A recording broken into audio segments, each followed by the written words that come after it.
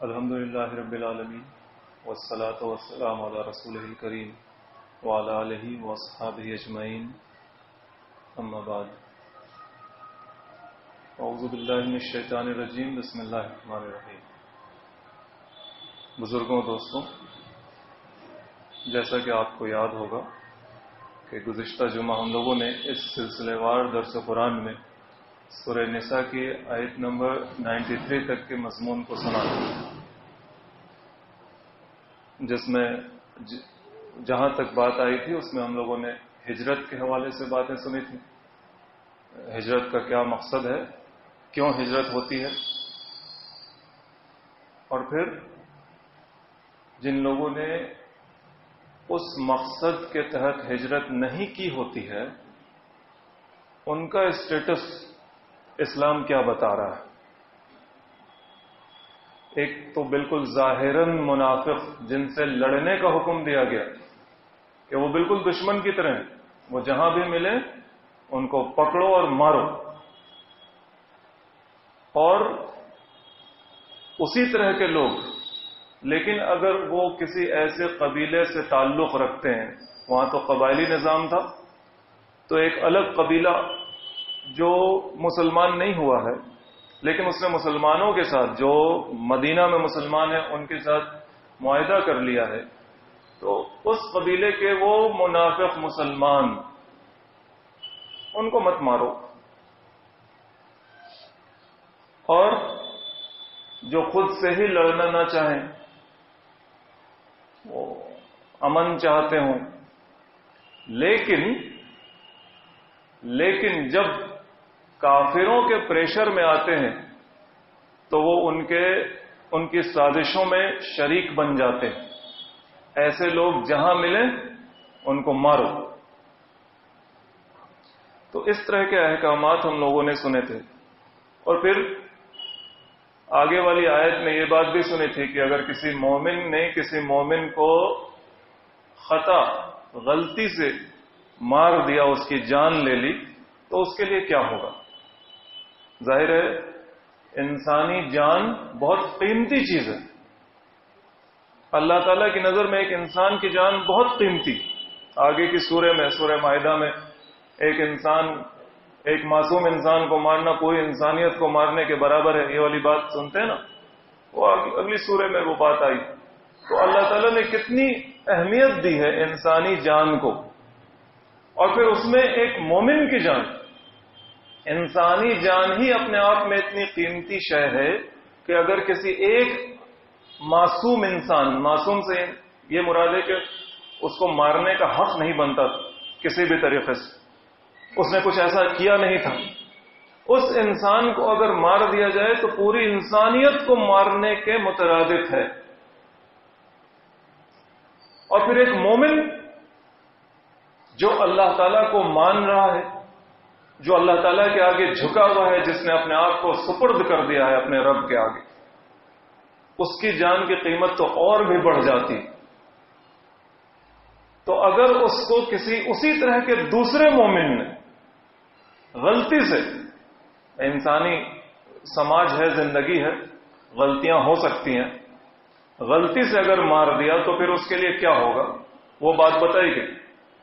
اب آگے جو آیت آج شروع ہو رہی ہے، اس آیت میں جان بوجھ کر اگر کسی مومن کو مارا جائے تو اللہ تعالیٰ اس کے لیے اپنی طرف سے کیا بات کہتا ہے۔ حالانکہ اس کا جو شرعی حکم ہے قصاص کا، وہ ہم لوگوں نے سورہ بقرہ کے درس میں سنا ہے کہ اس کو کیا سزا دی جائے گی۔ اللہ تعالیٰ کی نظر میں اس کا اسٹیٹس کیا، ایک تو انسانی جان، پھر مومن کی جان، اور اس مومن کو اگر کوئی جان بوجھ کر مار رہا، مارنے والا اگر مومن بھی ہے تو پھر کیا فائدہ اس کے مومن ہونے کا، اور مارنے والا اگر کافر ہے، منافق ہے، اللہ کی اطاعت سے باہر نکلا ہوا شخص ہے، تو پھر اس کے لیے تو وہی بات ہے جو آگے اللہ تعالیٰ کہہ رہے۔ مومن کے حوالے سے، یعنی ایک مومن دوسرے مومن کو اگر غلطی سے مار دے تو وہ بات ہم لوگ گزشتہ جمعہ سن چکے۔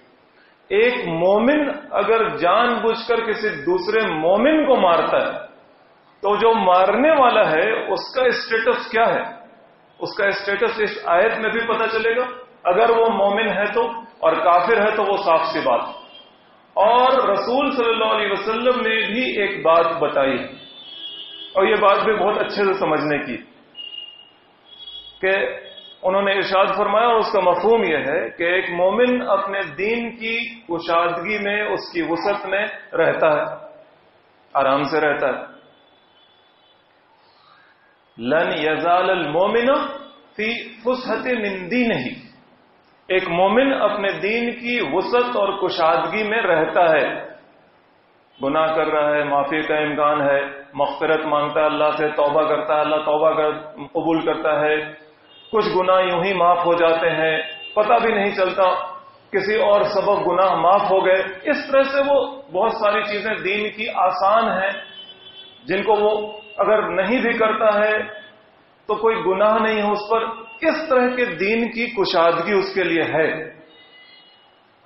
لیکن مالم یوسف دمن حراما، کب تک ہے یہ؟ اسی وقت تک ہے. مالم یوسف دمن حراما، جب تک وہ ایک ناحق مرڈر نہ کر دے، ناحق خون نہ بہا دے. اب اگر اس نے ایک ناحق خون بہا دیا، ایک مرڈر کر دیا، ایک مومن خود مومن ہے اور اس نے ایک ناحق مرڈر کر دیا، تو اب وہ دین کی کشادگی اس کے لیے نہیں رہی، اب وہ پکڑا جائے گا. اب اس کے لیے آسانی نہیں ہے، اب وہ پکڑا جائے گا اور اللہ کی سزا کا حقدار ٹھہرے گا، اس دنیا میں بھی اور آخرت میں. تو جو ہے وہ اللہ تعالیٰ بیان کر رہے ہیں. اعوذ باللہ من الشیطان الرجیم، بسم اللہ الرحمن الرحیم. وَمَن يَقْتُلْ مُؤْمِنًا مُتَعَمِّدًا فَجَزَاؤُهُ جَهَنَّمُ خَالِدًا فِيهَا وَغَضِبَ اللَّهُ عَلَيْهِ وَلَعَنَهُ وَأَعَدَّ لَهُ عَذَابًا عَظِيمًا. جو کوئی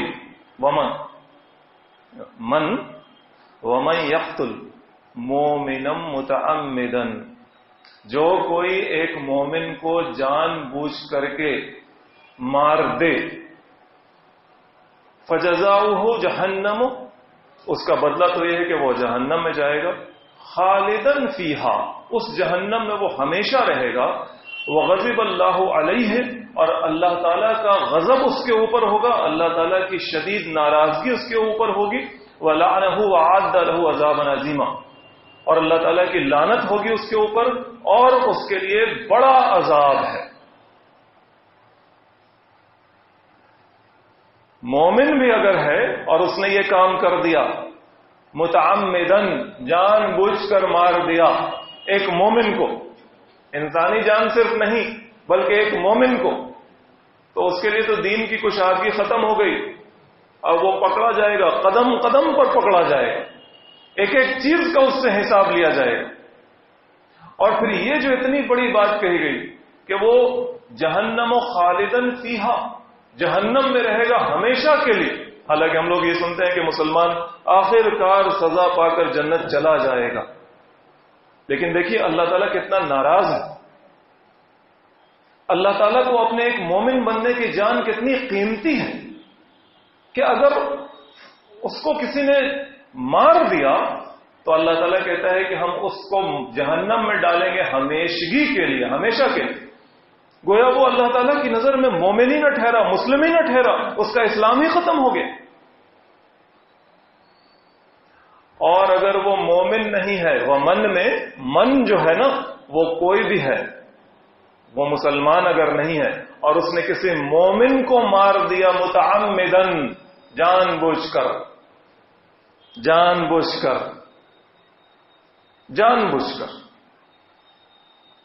جیسے گزشتہ سال 2023 میں 31 جولائی کو ایک ٹرین چلی آ رہی تھی جے پور سے بامبے.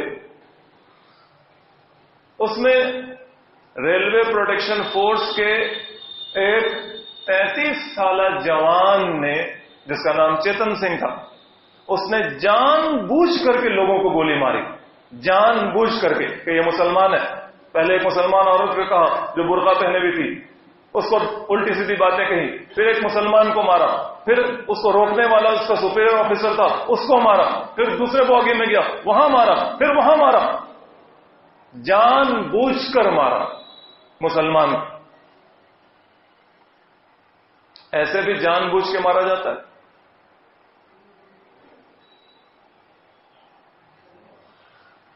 پھر جان بوجھ کر مارا. 2020 میں دلی میں مسلمانوں کے خلاف دنگا ہوا، پولیس نے مارا مسلمانوں کو. اس میں وہ ایک بہت مشہور واقعہ ہے فیضان نام کے لڑکے کا، جس کو بہت سارے کچھ لڑکوں کے ساتھ پولیس کی وردی میں لوگوں نے مارا، خوب مارا، پیٹا، اور اس سے بھارت کا قومی ترانہ گوایا، اور اتنا مارا کہ وہ مر گیا. آج تک وہ پولیس والے پکڑ میں نہیں آ سکے ہیں. 4 سال ہو گیا. دلی ہائی کورٹ جہاں یہ کیس چل رہا ہے، اس ہائی کورٹ نے کہا ہے کہ یہ کیس اب پولیس کے تفتیش سے نکل جانا چاہیے، اور اس نے اس کو CBI جو آپ لوگ جانتے ہیں اس کو دے دیا. کیوں دیا ہے؟ وجہ یہی بتائی کہ یہ کانفیڈنس انسپائر نہیں کر رہا. پولیس پروب جو ہے یہ کانفیڈنس انسپائر نہیں کر رہا. اسے لگ نہیں رہا کہ پولیس کو چھان بین کر رہی ہے. 4 سال میں پولیس اپنے لوگوں کو پہچان نہیں پائی کہ کن لوگوں نے مارا. یہ بھی ہے جان بوجھ کر مارنا، ہے نا، جان بوجھ کر مارنا. تو اللہ تعالیٰ کہہ رہے ہیں کہ جس کسی نے کسی مومن کو جان بوجھ کر مارا فجزاؤہ، اس کی سزا کیا ہے، اس کا بدلہ کیا ہے؟ جہنم خالدن فیہا، جہنم میں رہے گا ہمیشہ کے لیے، ہمیشہ کے لیے. اگر مسلمان بھی ہے تو بھی اللہ تعالیٰ کی نظر میں وہ اتنا مغضوب ہے کہ اللہ تعالیٰ کی یہ بات اس پر آ رہی ہے، ہمیشگی جہنم کی اس کے لیے.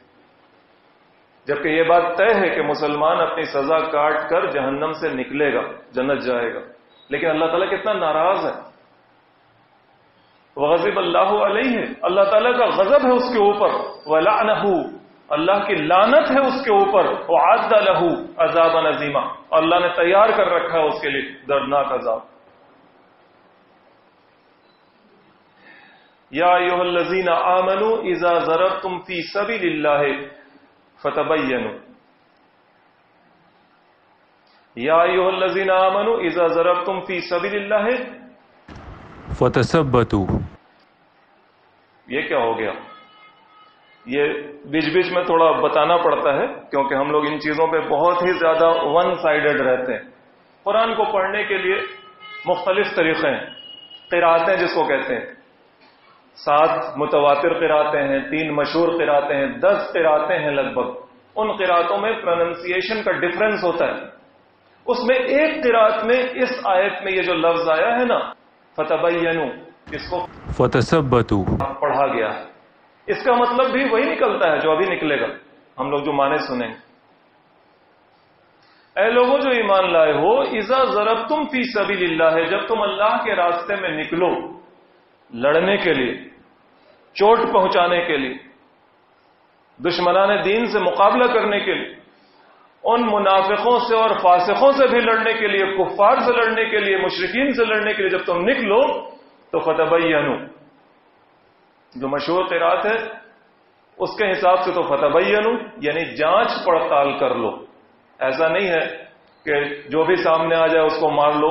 ہوتا یہ تھا کہ اس وقت کا جو سماج تھا نا وہ کمپوزٹ تھا، ملا جلا تھا بہت سارا.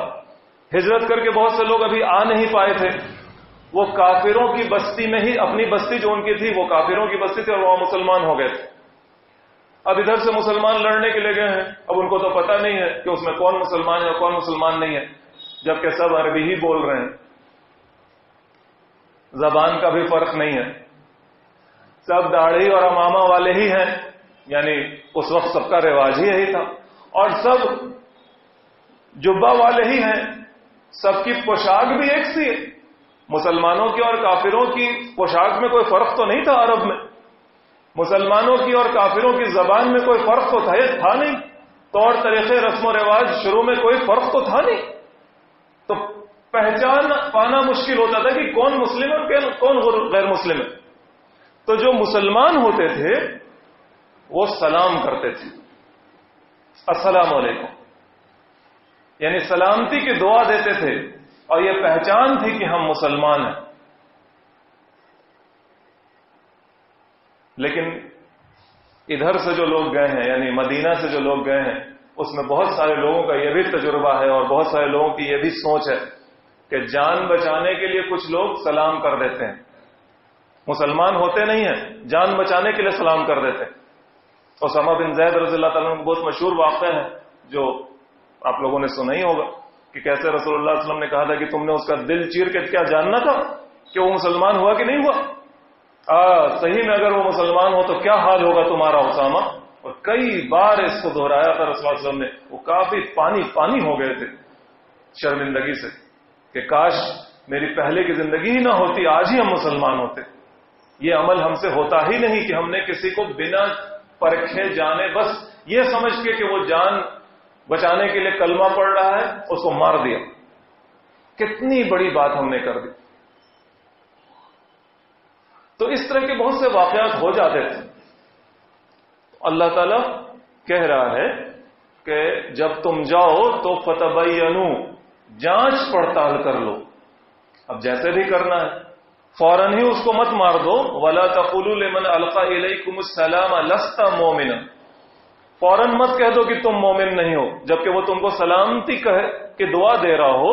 القى اليكم السلام، وہ تمہاری طرف سلام ڈال رہا ہو اور تم فوراً اس کو کہہ دو نہیں کہ نہیں تم مومن نہیں ہو اور مار دیا. بلکہ فتبینوا، اور فتثبتوا مطلب کہ تعامل کرو، ٹھہرو، انتظار کرو، جان لو کہ وہ صحیح میں مارے جانے کے لائق ہے کہ نہیں لائق ہے. دونوں معنی ایک ہے.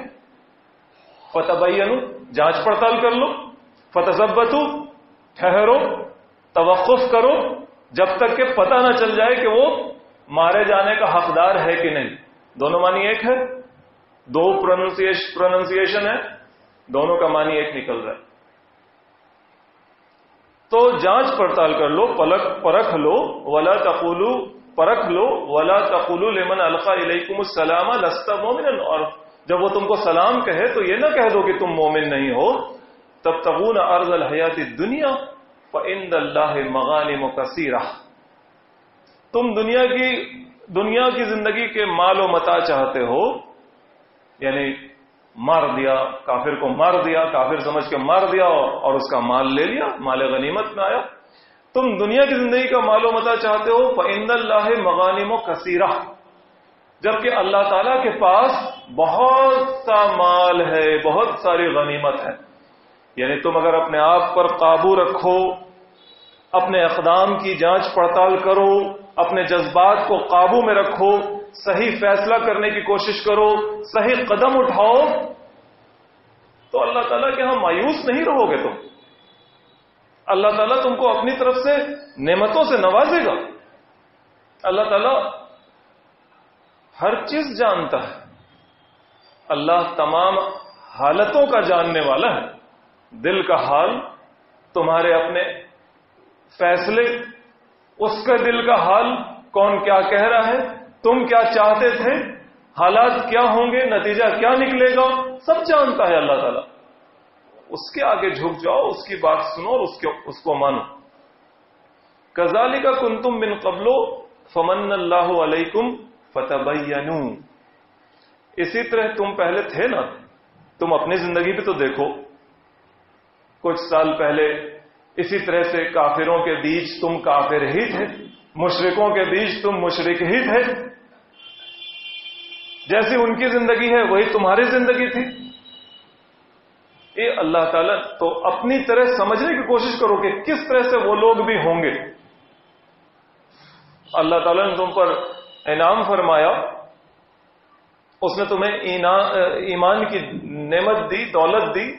محمد صلی اللہ علیہ وسلم کا وجود تمہارے لیے باعث رحمت ثابت ہوا. اب تم اللہ کی رحمت اور اس کے فضل میں حصے دار بنتے ہو. تو فتبینوا، جانچ لیا کرو، اتنا ہڑبڑاؤ نہیں، ذرا ٹھہرو، سمجھنے کی کوشش کرو. دوسرے کے معاملات کو سمجھنے کی کوشش کرو، ٹائم دو اس کو۔ ان اللہ کان بما تعملون خبیرا، بے شک اللہ تعالیٰ تمہارے تمام اعمال کی خبر رکھتا ہے۔ لا يستوی القاعدون من المؤمنین غیر اولی الضرر والمجاہدون فی سبیل اللہ باموالہم وانفسہم، برابر نہیں ہے مومنوں میں سے جو لوگ بیٹھے رہ گئے غیر اولی الضرر، بنا کسی عذر کے، بنا کسی جائز ایکسکیوز کے جو لوگ بیٹھے رہ گئے اپنے گھروں میں، مومن ہیں وہ ان لوگوں کے برابر نہیں ہیں۔ کن لوگوں کے؟ مجاہدون فی سبیل اللہ باموالہم وانفسہم، اور وہ لوگ جنہوں نے جہاد کیا اللہ کے راستے میں اپنی مالوں سے اور اپنی جانوں سے، دونوں برابر نہیں ہیں۔ اب یہ بات کہنے کی ضرورت کیوں پڑی؟ کیونکہ پہلے سے ہم لوگ یہ سنتے چلے آ رہے ہیں کہ منافقین جو تھے وہ جہاد کو دل سے پسند نہیں کرتے تھے، اللہ کے راستے میں لڑنا انہیں پسند نہیں تھا منافقین کو، اور صرف اپنی ذات کی حد تک ایسا نہیں تھا کہ وہ نہیں جاتے ہیں اور نہیں پسند کرتے، بلکہ ساتھ ہی ساتھ وہ دوسرے مومنین کو بہکاتے تھے، ان کو ڈسکریج کرتے تھے، مت جاؤ، جان جائے گی، مال جائے گا، عزت و آبرو پر آنچ آ جائے گی، کیا پتا کیا ہوگا، ان کے کہنے پر اپنی جان داؤ کو مت لگا دو۔ تو بات رسول صلی اللہ علیہ وسلم کی لیڈرشپ تک جاتی تھی کہ وہ رسول صلی اللہ علیہ وسلم کے پر ایمان کے دعوے میں بہت کچے اور کمزور تھے، بلکہ جو واضح طور پہ منافق تھے ان کا تو ایمان ہی نہیں تھا، وہ تو جھوٹا دعویٰ کرتے تھے۔ رسول صلی اللہ علیہ وسلم ایک بات کے لیے حکم دے رہے ہیں، اور وہ حکم اللہ کی طرف سے دے رہے ہیں، اور اس حکم پر شک کرنا، اس کے لیے اپنے دل کو تیار نہ کرنا، یہ سب باتیں کہاں تک لے جاتی ہیں؟ اللہ کے رسول پر یقین نہیں ہے، اللہ پر یقین نہیں ہے، بہت دور تک یہ بات جاتی۔ تو ہوا یہ کہ اب سب لوگ جو بھی جہاد میں شامل نہیں ہوتے یا جہاد کی کوششوں میں آگے بڑھ چڑھ کے حصہ نہیں لیتے، ان کے بارے میں جو اچھے مسلمان تھے، جو رسول صلی اللہ علیہ وسلم کے جانثار ساتھی تھے، ان کے دلوں میں یہ بات بیٹھنے لگی کہ اب سب منافق ہیں، سب منافق، جو نہیں آتا، جو نہیں کھڑا ہوتا، سب منافق۔ جبکہ نفاق تو دل کی کیفیت کا ایک نام ہے، جیسے ایمان دل کے اندر کی چیز ہے، نفاق دل کے اندر کی چیز ہے، یہ ظاہر نہیں ہوتا جب تک کہ ویسا کوئی عمل نہ ہو، چھپا لیا جاتا ہے۔ بہت سارے مومن جو منافق نہیں ہیں، لیکن کسی اور سبب سے جو صحیح سبب نہیں ہوتا، جیسے اسکت جنگ تبوک کا واقعہ سورہ توبہ میں ہم لوگ سن چکے ہیں، اور انشاءاللہ اللہ تعالیٰ نے موقع دیا تو پھر سنیں گے کہ کس طرح سے اس میں 3 رسول اللہ صلی اللہ علیہ وسلم کے جانثار ساتھی اسکت کے سبب جا نہیں پائے تھے، تو وہ منافق نہیں تھے۔ 50 دن تک ان سے بات چیت بند کروا دی گئی، پھر ان کی توبہ قبول کی گئی، احساس دلانے کے لیے کہ گھر میں بیٹھے رہنا اور جہاد فی سبیل اللہ میں جانا، یہ دونوں عمل برابر نہیں ہے، دونوں عمل برابر نہیں، دونوں کا اسٹیٹس برابر نہیں ہے۔ ٹھیک ہے تم مومن ہو، تم نہیں جا پائے جہاد میں، اللہ تم کو معاف کرے گا، تمہارے لیے بھی اچھا اللہ کا وعدہ ہے، لیکن جو میدان جہاد میں گیا ہے، that person whether it is a she or he, مرد یا عورت، کوئی بھی میدان جہاد میں جس نے قدم رکھا ہے، اس کا درجہ بہت اونچا ہے، ان لوگوں سے تو بہرحال اونچا ہے جو بیٹھے رہ گئے اپنے گھروں میں۔ ایک بات یہ، اور ساتھ ہی ساتھ یہ بات بھی ذہن نشی رہنی چاہیے کہ ایک جہاد ہوتا ہے اسلام کی بقا کے لیے، مسلمانوں کی جان و مال کو بچانے کے لیے، اپنی زمین کو واپس اپنے ہاتھ میں لینے کے لیے، شعار اسلام کی جو پہچان ہے، جیسے کوئی مسجد ہے، کوئی علاقہ ہے، ان چیزوں کی بازیابی کے لیے ایسا جو جہاد ہوتا ہے، اس میں جو لوگ شامل نہیں ہوتے وہ پکے منافق ہوتے ہیں، پکے منافق۔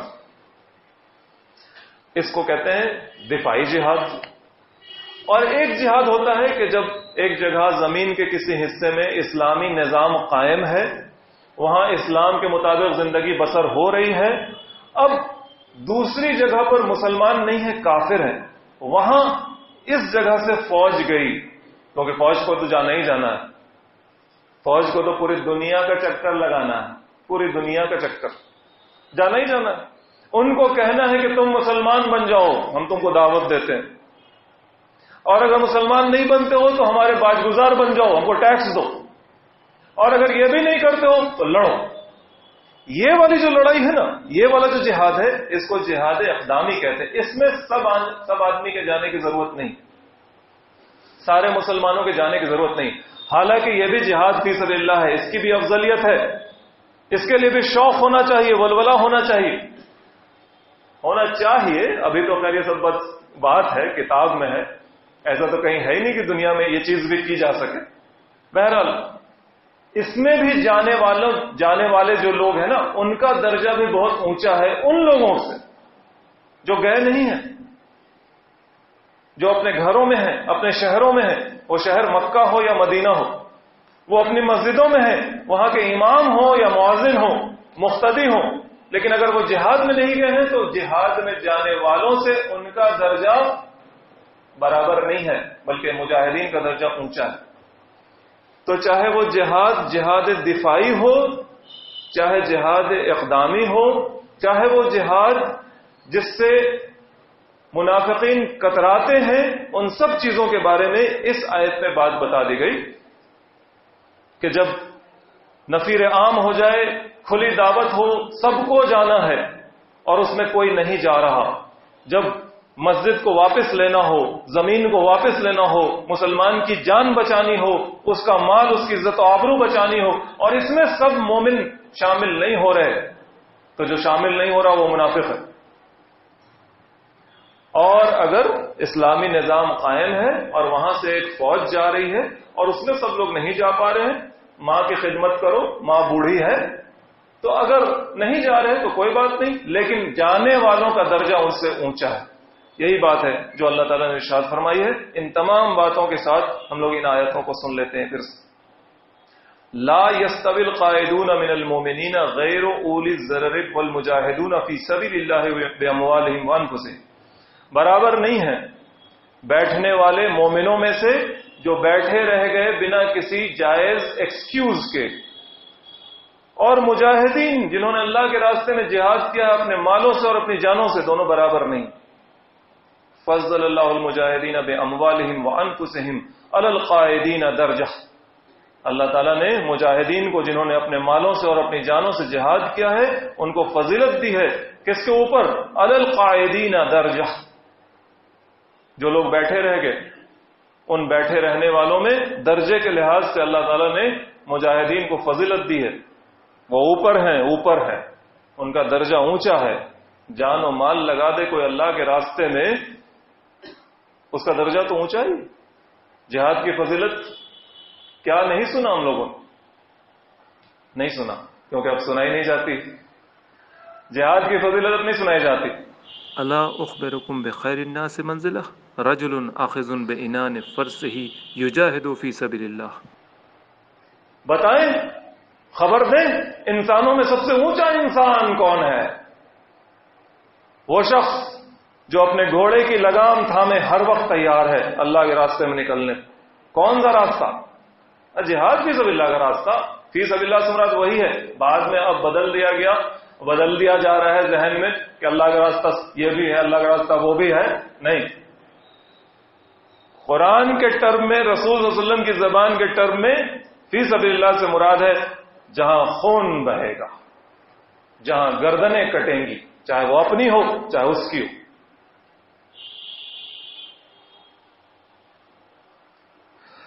وَكُلًّا وَعَدَ اللَّهُ الْحُسْنَى، جبکہ اللہ تعالیٰ کا وعدہ تو سب کے ساتھ اچھا ہے۔ ٹھیک ہے، مومن ہو، تم گئے نہیں ہو، کمزور ہو، منافق اگر نہیں ہو، دفاعی جہاد میں حصے دار بنے ہو، اقدامی جہاد میں نہیں جا سکے ہو، تو بہرحال اللہ تعالیٰ کا وعدہ تم سے بھی ہے، اچھا وعدہ تم سے بھی ہے۔ وَفَضَّلَ اللَّهُ الْمُجَاهِدِينَ عَلَى الْقَاعِدِينَ أَجْرًا عَظِيمًا،